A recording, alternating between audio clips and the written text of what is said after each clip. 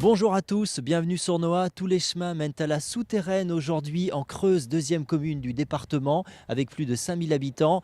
Nous allons évoquer aujourd'hui le passé médiéval de la cité, un grand spectacle annuel de son et lumière et tout de suite nous partons à la rencontre des étudiants du lycée.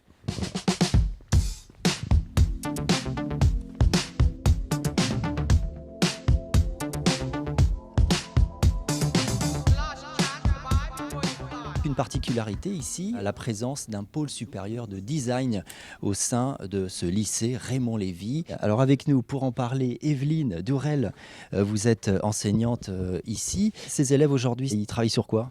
Ils sont en train de travailler sur un projet de scooter médical. Ce projet a commencé à la suite d'une demande, la demande d'une association qui cherche à faire en sorte qu'il soit mieux accepté par les personnes qui sont obligées de l'utiliser. En design de produit, on travaille entre autres le véhicule, mais on peut travailler tout type d'objet. Là, on voit notamment des fours solaires. Il s'agit de réaliser un four qui n'utiliserait aucune autre énergie que l'énergie solaire pour cuire des aliments complètement à haute température.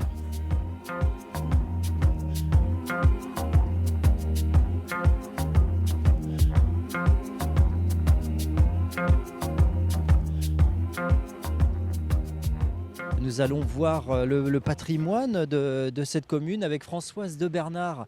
Françoise, alors ça c'est l'église Notre-Dame, c'est le principal monument de la souterraine. Un des principaux monuments, en tout cas, c'est le monument central. Et un des plus imposants aussi, parce qu'on l'a qualifiée de cathédrale, tellement elle est très, très, très grande. Et ici, à la souterraine, on est sur, c'est une étape du chemin de Saint-Jacques, l'un des chemins.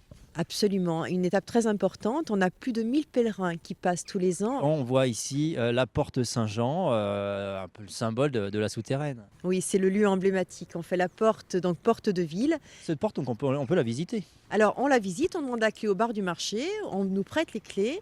Et on peut monter jusqu'en haut, donc c'est très intéressant, on a un point de vue fantastique d'ailleurs.